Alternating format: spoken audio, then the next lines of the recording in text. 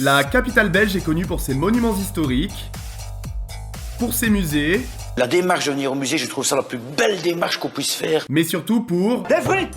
Des frites! Des frites, des frites, des frites! Et puis également... Je peux avoir de bière?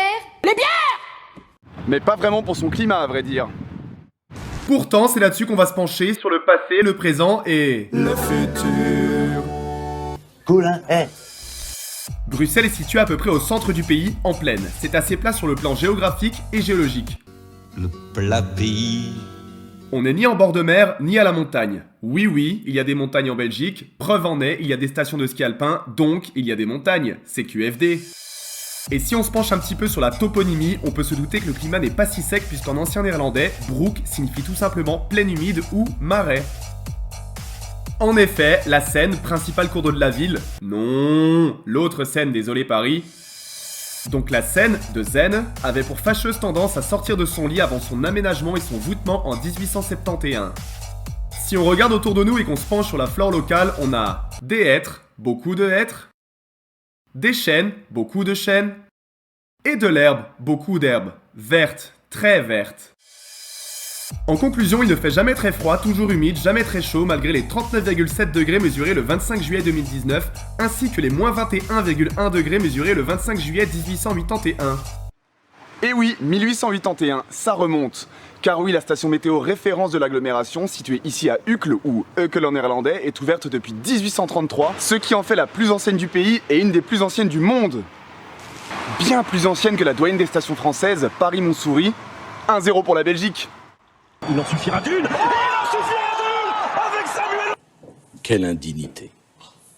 Mais est-ce qu'on peut mettre un nom précis sur ce climat? Oui. Ah oui, oui, oui, oui, oui, oui, oui! Entre 1884 et 1936, un homme a décidé de consacrer une partie de sa vie à la nomenclature climatique. Vladimir Peter Köppen.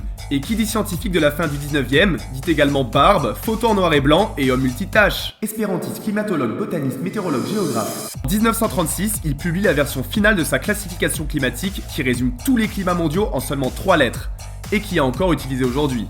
Et si on regarde du côté de Bruxelles, il paraît évident que le climat local n'est ni tropical, ni aride, ni polaire. Et puisque la température moyenne du mois le plus froid de l'année, c'est-à-dire janvier, est supérieure à 0 degrés Celsius, on a donc un climat qui est tempéré et non continental, comme ce qu'on pourrait avoir dans l'est du pays dans la montagne.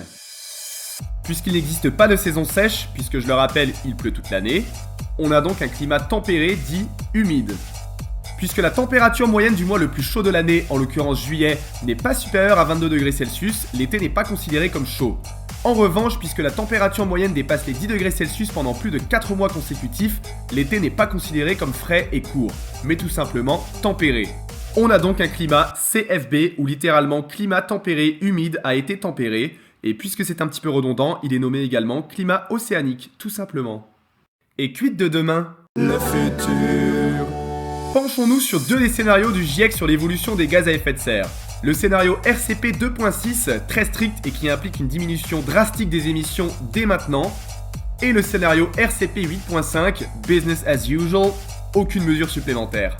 Toute la méthodologie concernant les conséquences sur le climat bruxellois vers 2100 est à retrouver en description, mais on peut d'ores et déjà estimer qu'avec le scénario RCP 2.6, on aura une augmentation de la température de 0,8 degrés par rapport à la période de référence 1981-2010, le tout bien réparti sur l'année avec peu de changements sur les précipitations. Si on passe à la moulinette ces données et qu'on compare ça à la base de données actuelle, les futures températures bruxelloises se rapprocheraient de celles mesurées aujourd'hui au Bourget, le tout premier aéroport de Paris, et niveau précipitation, Nancy, en Lorraine.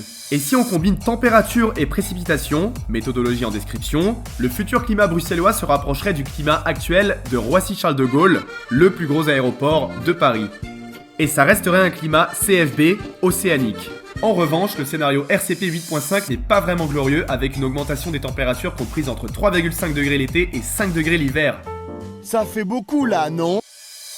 Quant aux précipitations, bonne nouvelle puisque celles-ci ne devraient pas diminuer et même augmenter, surtout l'hiver. Si on passe tout ça à la moulinette et qu'on compare ça avec la base de données actuelle... Moulinette. Quoi? Naples?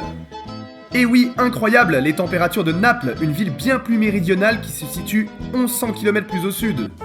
Ça fait beaucoup là, non? Et niveau précipitation, ça sera comparable à Charleville-Mézières, les Ardennes, la montagne, tout ça. En combinant température et précipitation, ce futur climat bruxellois serait comparable à celui qu'on retrouve actuellement dans les Landes, à Biscarrosse par exemple, ville qui est déjà soumise aux canicules et aux incendies à répétition. Et puisque dans ce scénario, la température moyenne du mois de juillet serait supérieure à 22 degrés Celsius, on aurait donc un été chaud et un climat CFA, appelé également climat subtropical humide. Et vous, appréciez-vous le climat actuel bruxellois? Et quelles sont vos premières impressions face à ces projections climatiques à l'horizon 2100? Et quelle ville, ou plutôt quel climat, aimeriez-vous voir décortiquer dans une prochaine vidéo? Et n'hésitez pas à vous abonner, à activer la cloche et à mettre un pouce bleu si cette vidéo vous a plu. Bon, il y a un temps pour tout, donc à la prochaine!